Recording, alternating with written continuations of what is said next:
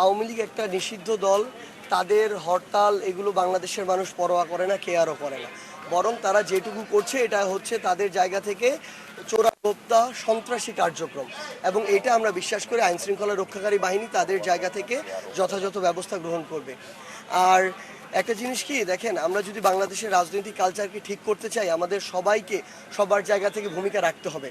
আমি যদি তর্কের খাতিরে ধরেও নেই যে নাসিরউদ্দিন পাটোয়ারি কক্সবাজারে যেটা বলেছেন সেটা আমাদের হয়তো অনেক রাজনৈতিক ব্যক্তিবর্গের প্রত্যাশা অনুযায়ী ছিল না, কিন্তু গতকালকে বিএনপির আরেকজন মুখপাত্র জনাব ইশরাক রহমান তার বক্তব্যে যেভাবে উলঙ্গ করে কিছু মানুষকে মারার কথা বললেন, তারপরে তার বক্তব্যে যেভাবে কটূক্তি করা, একদম খুব মানে নিম্নমানের শব্দ ব্যবহার করে যেভাবে কথা বললেন, এটা তো নাসিরউদ্দিন পাটোয়ারির বক্তব্যের চেয়ে অনেক ডিগ্রি নিচের বক্তব্য, অনেক লেয়ার নিচের বক্তব্য।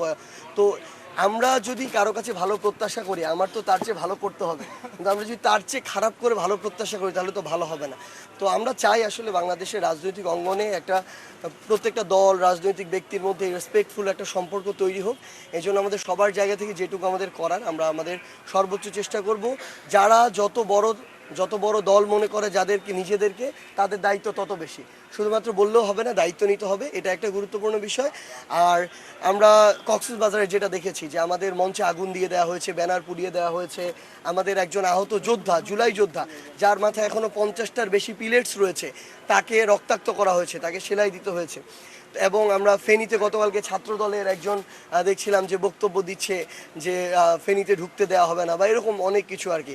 তো আমরা মনে করি কি যে এগুলো যারা কথা বলে তাদের আসলে বাংলাদেশে রাজনৈতিক যে এতদিনের আওয়ামী কালচার ছিল সেগুলো থেকে নতুন কালচারে যাওয়ার, তারা এই কালচারগুলোর সাথেই অভ্যস্ত আসলে, এবং তারা নতুন যে কালচারে যাওয়ার যে আগ্রহ, এই আগ্রহটা আমরা তাদের মধ্যে দেখি না।